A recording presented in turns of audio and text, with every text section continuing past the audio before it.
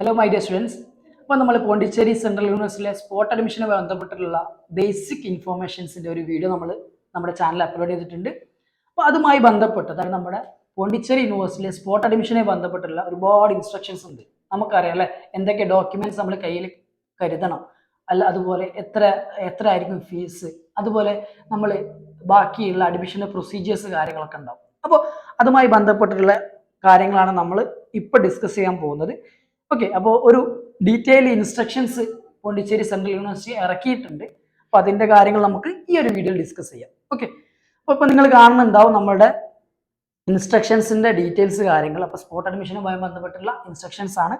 അപ്പോൾ അതിൽ first point പറയുന്നുണ്ട്, അതായത് ജസ്റ്റ് കാര്യങ്ങളുള്ളത്, അതായത് CUT/PG എക്സാം എഴുതിയിട്ടുള്ള, അതുപോലെ അവരുടെ ബ്രോഷറിൻ്റെ പ്രകാരമായിരിക്കും അല്ലെങ്കിൽ ബ്രോഷറിൻ്റെ അണ്ടറിൽ അല്ലെങ്കിൽ ബ്രോഷർ പ്രകാരമായിരിക്കും അവർ അഡ്മിഷൻ്റെ പ്രൊസീജിയേഴ്സ് കാര്യങ്ങളൊക്കെ ഫോളോ ചെയ്യുക എന്നുള്ളതാണ്. ഇനി നമുക്ക് അവർ ബോൾഡാക്കി കൊടുത്തിട്ട് രണ്ടാമത്തെ ഒരു പോയിന്റ് ഉണ്ട്.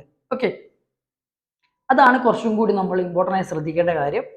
ഒരുപാട് പോയിന്റുകൾ ഉണ്ട്, പക്ഷെ അതിൽ നമ്മൾ കുറച്ചും കൂടി ഇമ്പോർട്ടൻ്റ് കാര്യങ്ങൾ മാത്രമാണ് നമ്മൾ സ്പെസിഫിക്കലി നമ്മൾ ഫോക്കസ് ചെയ്യുന്നത്. അപ്പോൾ രണ്ടാമത്തെ പോയിന്റ് എന്ന് പറയുന്നത്, a candidate who is already selected for admission and joined a program in Pondicherry central university and paid the prescribed fees will not be allowed for transfer of his admission to the other programs.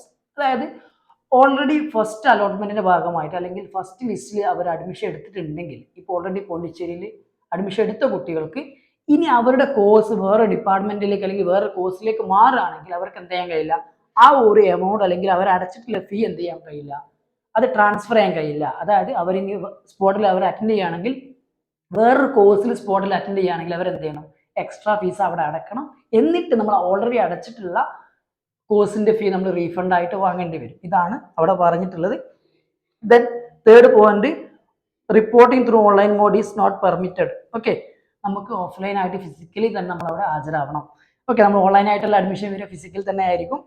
Then fourth point, for the counselling the candidates need to report in person on the date and time. അല്ലേ, അതായത് അവർ പറയുന്നത് എത്രയേ ഉള്ളൂ, അവർ പറഞ്ഞിട്ടുള്ള ഡേറ്റിൽ, അവർ പറഞ്ഞിട്ടുള്ള സമയത്ത്, അവർ പറഞ്ഞിട്ടുള്ള specific circular പറഞ്ഞിട്ടുള്ള ഡിപ്പാർട്ട്മെന്റിൽ അവർ ഹാജരാവണം. അതുപോലെ പ്രോക്സി, അല്ലെ, പ്രോക്സി എന്ന് പറയുമ്പോൾ നമുക്ക് എനിക്ക് പകരക്കാരനായിട്ട് വേറെ ആൾ പോകാൻ പാടില്ല, ഞാനാണ് അഡ്മിഷൻ എടുക്കുന്നത്, ഞാൻ തന്നെ അവിടെ ഹാജരാവണം. ഓക്കെ, ദെൻ പിന്നെ പറയുന്നത് അവൈലബിൾ ആയിട്ടുള്ള വാക്കൻറ്റ് സീറ്റിൽ കാറ്റഗറി വൈസ് തന്നെ ആയിരിക്കും അതിൻ്റെ, അവർ പറഞ്ഞിട്ടുള്ള കാറ്റഗറി വൈസ് ആയിട്ടുള്ള മെറിറ്റ് ലിസ്റ്റിൽ തന്നെ ആയിരിക്കും അവരെന്ത് ചെയ്യുക, അഡ്മിഷന്റെ പ്രൊസീജിയേഴ്സ് പോവാന്നുള്ളതാണ് പറഞ്ഞിട്ടുള്ളത്. ഇതൊന്നും അത്ര നിർബന്ധമായുള്ള അല്ലെങ്കിൽ നമ്മൾ കൂടുതലായിട്ട് അറിഞ്ഞിരിക്കേണ്ട കാര്യങ്ങളല്ല. നമ്മൾ അറിയേണ്ട മെയിൻ കാര്യം എന്ന് പറയുന്നത് നമ്മൾ എന്തൊക്കെ ഡോക്യുമെന്റ് നമ്മൾ കീപ്പ് ചെയ്യണം എന്നുള്ളതാണ്. ഓക്കെ, ദെൻ എപ്പോഴൊക്കെയാണ് നമ്മുടെ എക്സാം അല്ലെങ്കിൽ നമ്മൾ പറയുന്ന സ്പോട്ട് അഡ്മിഷന്റെ കാര്യങ്ങൾ എപ്പോഴൊക്കെയാണെന്ന് പറയുന്നത് ഡേറ്റ് പറഞ്ഞിട്ടുണ്ട്. ഓക്കെ, മെയിൻ ക്യാമ്പസിൽ 15-ാം തീയതി, നമ്മൾ ഓൾറെഡി നേരത്തെ വീഡിയോയിൽ പറഞ്ഞിട്ടുണ്ട്. ദെൻ കരക്കൽ ക്യാമ്പസ് ആണെങ്കിൽ 17-ാം തീയതിയാണ്. ഓക്കെ, 15-ാം തീയതിയാണ് നമ്മുടെ പോണ്ടിച്ചേരിയിൽ മെയിൻ ക്യാമ്പസ് വരുന്നത്. ഓക്കെ, ദെൻ നമ്മൾ പാരൻസിൽ ഏതെങ്കിലും ഒരു ഗാർഡിയൻ മാത്രമായിരിക്കും അവർ നമ്മൾ ഈ പറയുന്ന അഡ്മിഷൻ്റെ പ്രൊസീജിയേഴ്സിൽ കൂടെ അലൗഡ് ആവുക.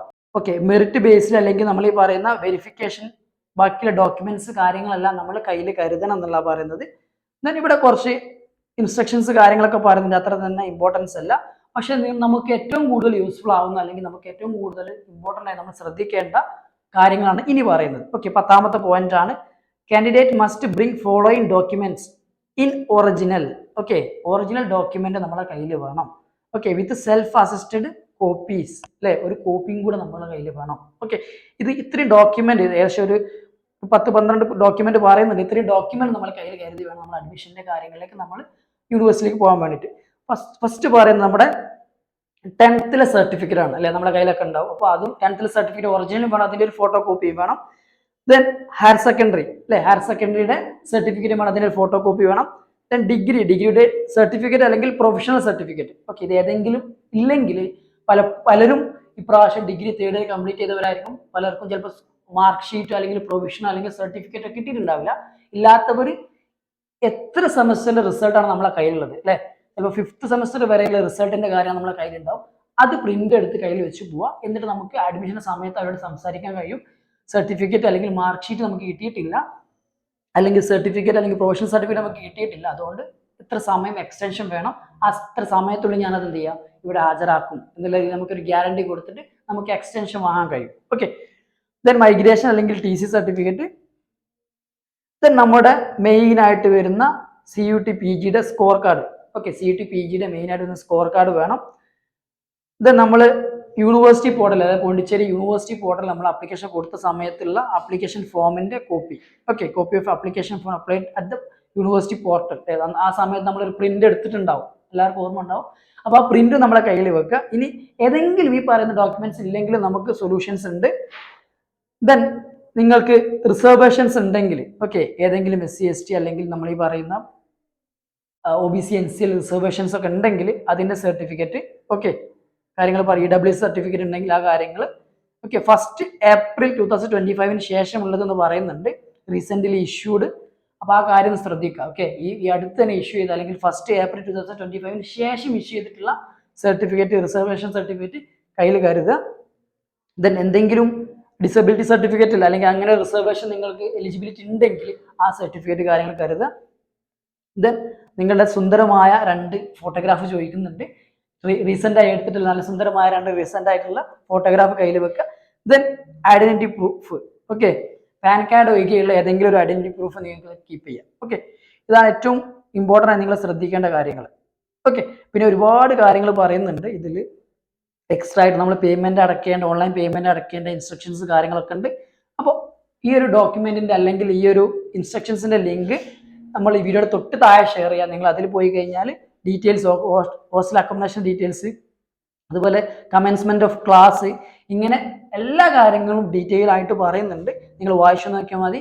എല്ലാ കാര്യങ്ങളും ഞാൻ എന്ത് ചെയ്യില്ല, ഡീറ്റെയിൽ എക്സ്പ്ലെയിൻ ചെയ്യുന്നില്ല. ഇൻ കേസ് നിങ്ങൾ അഡ്മിഷൻ എടുത്തു, നിങ്ങൾ അഡ്മിഷൻ ക്യാൻസൽ ചെയ്യണം, അതിന്റെ പ്രൊസീജിയർ എങ്ങനെയാണ്, അതുപോലെ ഇനി അഡ്മിഷൻ ഇതുപോലെ വിഡ്രോ ചെയ്യണം, അപ്പോൾ അതിന്റെ പ്രൊസീജിയർ എങ്ങനെയാണ്, ഇത്തരം കാര്യങ്ങളൊക്കെ ഇവിടെ എക്സ്പ്ലെയിൻ ചെയ്യുന്നുണ്ട്. ഈ കാര്യങ്ങൾ നിങ്ങൾ ഡീറ്റെയിൽ ആയിട്ട് വായിച്ചു നോക്കുക. മെയിൻ ആയിട്ട് നമ്മൾ പറഞ്ഞിട്ടുള്ള ഡോക്യുമെന്റ് അല്ലെ, ഡോക്യുമെന്റ് ഏതൊക്കെയാണ് ക്യാരണ്ടി, കാര്യങ്ങൾ ശ്രദ്ധിക്കുക. ഓക്കെ, ഇനി നമുക്ക് പോകാനുള്ളത് അവിടെ ഇപ്പൊ പലരും ചോദിക്കുന്ന ഒരു ചോദ്യമാണ്, എത്ര സീറ്റ് വാക്കന്റ് ഉണ്ട് അല്ലെ, എത്ര സീറ്റ് വാക്കന്റ് ഉണ്ടെങ്കിൽ നമ്മൾ പോകണോ അല്ലെ, സ്പോട്ട് അഡ്മിഷൻ നമ്മൾ അവിടെ ഹാജരാവണോ, ഒരുപാട് സീറ്റിൽ വാക്കന്റ് ഉണ്ടോ എന്നുള്ള കാര്യങ്ങൾ ചോദിക്കാറുണ്ട്. അപ്പോൾ നമ്മുടെ പോണ്ടിച്ചേരിയുടെ ഒരു മെയിൻ വെബ്സൈറ്റിൽ ഇവിടെ ടെൻഡേറ്റീവ് വാക്കൻസി അല്ലെ, 11-ാം തീയതി ടെൻഡേറ്റീവ് വാക്കൻസി, ഇതുവരെയുള്ള ടെൻഡേറ്റീവ് വാക്കൻസി പറയുന്നുണ്ട്. അപ്പോൾ അതിൽ ഡീറ്റെയിൽ ആയിട്ട് കാര്യങ്ങൾ പറയുന്നുണ്ട്. അപ്പോൾ നമുക്കിവിടെ കാണാൻ സാധിക്കും, പ്രോഗ്രാം എന്ന് കൊടുത്തിട്ടുണ്ട്. ഇവിടെ general category, OBC, SC ST, EWS, PH, ഇങ്ങനെ എല്ലാ റിസർവേഷൻസിന്റെ ഹെഡിങ് അവിടെ ഉണ്ട്. അപ്പോൾ നമ്മൾ ഏതാണോ കോഴ്സ് നോക്കുക. ഓക്കെ, നമ്മളിവിടെ എല്ലാ കോഴ്സും ലിസ്റ്റ് ആയിട്ട് വന്നിട്ടുണ്ട്. നമ്മൾ ഏതാ കോഴ്സ് നോക്കുക, ആ കോഴ്സിൽ വന്നിട്ടുള്ള നമ്മളെ റിസർവേഷൻ നമുക്കറിയാം, നമ്മൾ OBC ആണോ, ജനറൽ ആണോ, EWS ആണോ നമുക്കറിയാം അല്ലെ. അപ്പൊ അതിന് എത്ര സീറ്റ് റിസർവേഷൻ ഉണ്ടെന്ന് നോക്കുക. എന്നിട്ട് എന്ത് ചെയ്യുക, നമുക്ക് പറ്റുമെങ്കിൽ എല്ലാവരും പോവാം. ഓക്കെ, ഫോർ എക്സാമ്പിൾ ഞാൻ പറയുകയാണെങ്കിൽ ഞാൻ MCOM ആണ് പ്രിഫർ ചെയ്യുന്നത് വിചാരിക്കും. ഓക്കെ, അപ്പൊ ഞാൻ ഇങ്ങനെ ജസ്റ്റ് സ്ക്രോൾ ചെയ്ത് നോക്കി, MCOM ഉണ്ട്. MCOM ഇവിടെ അക്കൗണ്ടിങ് ആൻഡ് ടാക്സേഷൻ ഉണ്ട്, അതുപോലെ ബിസിനസ് ഫൈനാൻസ് ഉണ്ട്. ഓക്കെ, അതുപോലെ പോണ്ടിച്ചേരി ക്യാമ്പസിൽ, മെയിൻ ക്യാമ്പസിൽ ബിസിനസ് ഫൈനാൻസ് ഉണ്ട്, കരൈക്കൽ ക്യാമ്പസിലും ഉണ്ട്. ഓക്കെ, അപ്പൊ ഇതില് ഇപ്പൊ ഫസ്റ്റ് സീറ്റ്, ഇപ്പൊ ജനറൽ കാറ്റഗറിക്ക് സീറ്റ് ഇല്ല, ഓക്കെ, 0 ആണ്. ഇനി ഈ പറയുന്ന OBC NCL ആണെങ്കിൽ സെക്കൻഡ് കോളം നോക്കുക, ഇവിടെ കാണാൻ സാധിക്കും 12 സീറ്റ്. ഓക്കെ, അപ്പൊ ഞാൻ OBC NCL ആണെങ്കിൽ എനിക്ക് പോയാൽ സീറ്റ് കിട്ടാനുള്ള ചാൻസ് ഉണ്ട്, കാരണം അത്യാവശ്യം നമ്പർ ഓഫ് സീറ്റ് ഉണ്ട് അവിടെ, വേക്കൻ്റ് ഉണ്ട്. ഇങ്ങനെ ഓരോ കാറ്റഗറി വൈസ് നിങ്ങളുടെ കോഴ്സ് ഏതാ നോക്കുക, അതിന് നേരെയുള്ള നിങ്ങളുടെ റിസർവേഷൻ കാറ്റഗറി നോക്കുക. അവിടെ നിങ്ങൾക്ക് എന്ത് ചെയ്യും, നിങ്ങളുടെ എത്ര സീറ്റ് അവിടെ വേക്കൻ്റ് എന്ന് കാണാൻ കഴിയും. അങ്ങനെ നിങ്ങൾ സീറ്റ് കിട്ടുമോ എന്നുള്ള കാര്യത്തിൽ ഏകദേശം ഒരു പിടുത്തുണ്ടാവും. ഇനി നിങ്ങൾ കൺഫ്യൂഷൻ ഉണ്ടെങ്കിൽ പോലും നിങ്ങൾ എന്ത് ചെയ്യുക, നിർബന്ധമായിട്ടും കഴിയുന്നവരും നിർബന്ധമായിട്ടും എന്ത് ചെയ്യുക, സ്പോട്ടിൽ പങ്കെടുക്കുക. കാരണം ഇനി ഒരു അവസരം ഈ ഒരു അക്കാഡമിക് ഇയറിൽ നമുക്ക് പോണ്ടിച്ചേരി യൂണിവേഴ്സിറ്റിയിൽ ഉണ്ടാവില്ല. അപ്പൊ നിങ്ങൾ പറ്റുന്നത് എല്ലാവരും എന്ത് ചെയ്യുക, അതിൽ പാർട്ടിസിപ്പേറ്റ് ചെയ്യുക. കാരണം അതിലുണ്ട് എല്ലാ കോഴ്സിന്റെയും സബ്ജക്ട് വൈസ് ലിസ്റ്റുകൾ ഇവിടെ ഉണ്ട്, വേക്കൻസി ഓരോ കാറ്റഗറി വൈസ് കൊടുത്തിട്ടുണ്ട്. അപ്പൊ എല്ലാവരും പങ്കെടുക്കുക, നിങ്ങൾക്ക് കിട്ടാനുള്ള ഒരു ഓപ്പർച്യൂണിറ്റിയാണ്. അപ്പൊ നിങ്ങളെല്ലാവരും ഈ ഒരു ഓപ്പർച്യൂണിറ്റി യൂട്ടിലൈസ് ചെയ്യുക. സ്പോട്ട് അഡ്മിഷനുമായി ബന്ധപ്പെട്ടുള്ള ഇനി എന്തെങ്കിലും ഡൗട്ട്സ് ഉണ്ടെങ്കിൽ എഡെക്സ് ലേണിംഗുമായിട്ട് കണക്ട് ചെയ്യാൻ പറ്റും. Okay, thank you.